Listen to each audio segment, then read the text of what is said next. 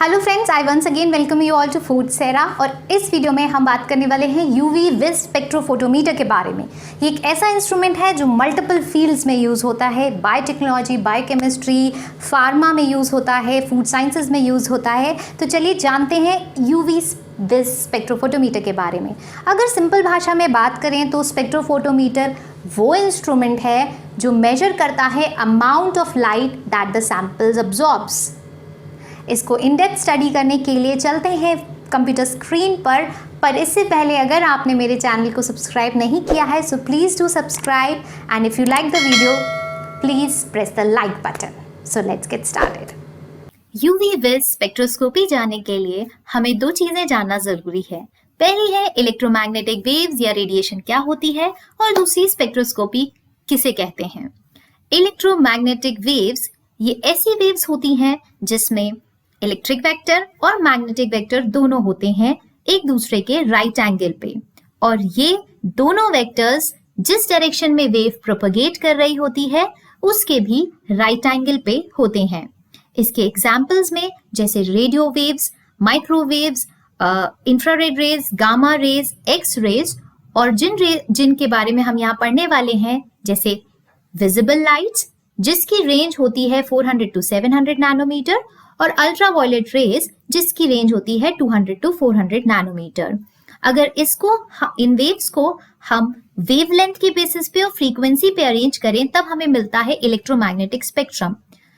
जो waves shorter wavelength की होती हैं उनमें ज्यादा एनर्जी होती है, वो ज्यादा फ्रीक्वेंसी की होती हैं जैसे गामा रेज और एक्स रेज, और जो लॉन्गर वेव्स होती हैं उसमें कम एनर्जी होती है जैसे माइक्रोवेव्स और रेडियो वेव्स। अब जानते हैं स्पेक्ट्रोस्कोपी के बारे में। स्पेक्ट्रोस्कोपी होती है जब यही इलेक्ट्रोमैग्नेटिक रेडिएशंस मैटर के साथ इंटरैक्ट करती है, उसकी जब हम स्टडी करते हैं उसको स्पेक्ट्रोस्कोपी कहते हैं। इमिटर जो इलेक्ट्रोमैग्नेटिक रेडिएशन रेडिएट करता है वो मैटर जो हमारा सैंपल होगा वो कुछ अब्सॉर्ब करेगा और कुछ ट्रांसमिट करेगा।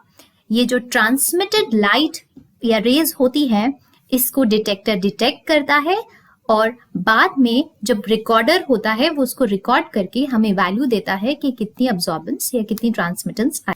स्पेक्ट्रोस्कोपी दो तरीके से होती है, हमें दो स्पेक्ट्रम मिल सकते हैं, अब्सॉर्प्शन स्पेक्ट्रोस्कोपी और इमिशन स्पेक्ट्रोस्कोपी। अब्सॉर्प्शन तब होती है जब इलेक्ट्रॉन्स एनर्जी को अब्सॉर्ब करके ग्राउंड स्टेट से एक्साइटेड स्टेट में चले जाते हैं। वहीं इमिशन स्पेक्ट्रोस्कोपी तब होती है जब ये एक्साइटेड स्टेट्स के इलेक्ट्रॉन्स एनर्जी को लूज करके ग्राउंड स्टेट में वापस आ जाते हैं। अब जानते हैं प्रिंसिपल क्या होता है यूवी विज स्पेक्ट्रोस्कोपी का। इसका प्रिंसिपल बेस्ड होता है अब्सॉर्बेंस पे, और इसमें विजिबल और यूवी रीजन होता है जो इलेक्ट्रोमैग्नेटिक स्पेक्ट्रम का, उस पे हम काम करते हैं। ये जिस लॉ पे बेस्ड होता है उसका नाम है बियर्ड-लैम्बर्ट्स लॉ। बियर्ड-लैम्बर्ट लॉ में हमें दो अलग अलग लॉज मिली जिसको कंपाइल करके बियर्ड-लैम्बर्ट्स लॉ बना। लैम्बर्ट्स लॉ कहता है कि अब्सॉर्बेंस किसी भी मटेरियल की डायरेक्टली प्रोपोर्शनल होती है उसकी पाथ लेंथ के। वहीं बियर्स लॉ ये कहती है कि किसी भी मटेरियल सैंपल की अब्सॉर्बेंस डायरेक्टली प्रोपोर्शनल होती है उसके कंसंट्रेशन पे। यहाँ आप देख सकते हैं जैसे कि हमारे पास एक सैंपल है, उसका कंसंट्रेशन ऑफ द सोल्यूशन आपको दिख रहा होगा C में। अब इस पे किसी एक पर्टिकुलर इंटेंसिटी की लाइट आई और सैंपल ने उसे अब्सॉर्ब की और बाद में उसको ट्रांसमिट कर दिया। तो जो ट्रांसमिटेड लाइट होती है वो हमेशा कम होती है इंसिडेंट लाइट से, क्योंकि सैंपल उसे अब्सॉर्ब कर लेता है। यहाँ पे जो length of the absorbing medium है वो ही हमारी पाथ लेंथ है। बियर्ड-लैम्बर्ट्स लॉ की फाइनल इक्वेशन बन के आती है absorbance is equals to epsilon into C into L, that is C is concentration, F is path length and epsilon is molar absorptivity. अब जानते हैं हम यूवी विजिबल स्पेक्ट्रोस्कोपी या स्पेक्ट्रोफोटोमीटर के क्या क्या यूजेस हो सकते हैं। इसको आगे हम और अच्छे से समझेंगे। अभी हम ये जानते हैं कि क्वांटिटेटिव डिटर्मिनेशन अगर हमें करना हो किसी भी एनालाइट्स का, जैसे कि बायोमोलिक्यूल्स होते हैं हमारे पास, मॉलिक्यूलर मैक्रोमोलिक्यूल जैसे DNA, RNA, प्रोटीन्स, तब हम यूज कर सकते हैं यूवी विजिबल स्पेक्ट्रोफोटोमीटर का।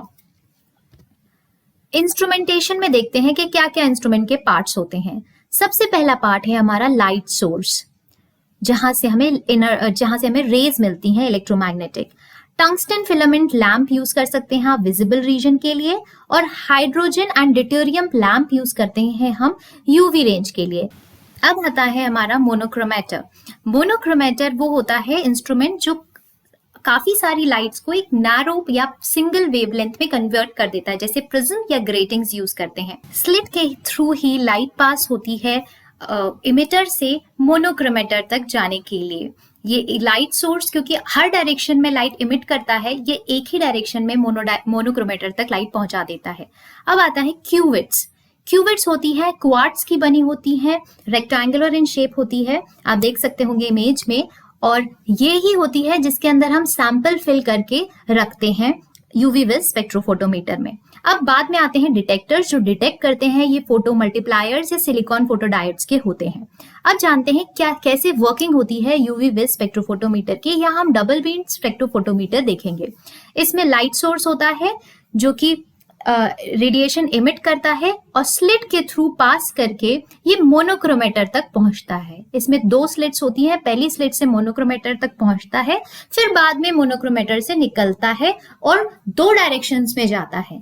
एक जाता है आपके रेफरेंस जो क्यूविट होती है उसमें, जिसमें आपका रेफरेंस सैंपल रखा होता है, और दूसरी जाता है आपका जो आपका सैंपल है जिसका आपको रीडिंग फाइंड करनी है उसमें।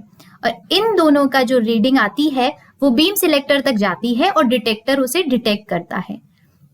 तो इस तरीके से आपकी वर्किंग होती है। डिटेक्टर एक जो इंसिडेंट लाइट मेजर करता है और दूसरा डिटेक्टर आपकी ट्रांसमिटेड लाइट मेजर करता है, और इन दोनों के रेशियो को हमने प्रिंसिपल में पढ़ा ही है कि ट्रांसमिटेंस होती है और उससे हम अब्जॉर्बेंस निकाल सकते हैं।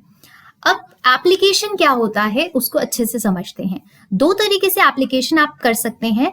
इसमें पहला होता है क्वांटिटेटिव एनालिसिस, जिसमें आप मॉलिक्यूल्स को आइडेंटिफाई कर सकते हैं किसी बायोलॉजिकल मिक्सचर में से, जैसे प्रोटीन, न्यूक्लिक एसिड या क्लोरोफिल्स। दूसरा होता है क्वांटिटेटिव एनालिसिस, जिसमें आप कोई अननोन मॉलिक्यूल को फाइंड कर सकते हैं, अननोन कंसेंट्रेशन फाइंड कर सकते हैं किसी सैंपल में स्टैंडर्ड कर्व बना के, जिसमें आपको कंसेंट्रेशन फाइंड करनी होती है, अब्जॉर्बेंस आपको पता चल जाती है, तो आप उसकी कंसेंट्रेशन फाइंड कर सकते हैं। आप हमारे सोशल मीडिया अकाउंट्स जैसे इंस्टाग्राम पे हमें ज्वाइन कर सकते हैं, और टेलीग्राम पे आपको इसका पीडीएफ मिल जाएगा। तो जरूर ज्वाइन कीजिए हमारा टेलीग्राम और Instagram group. So stay healthy, bye bye, take care.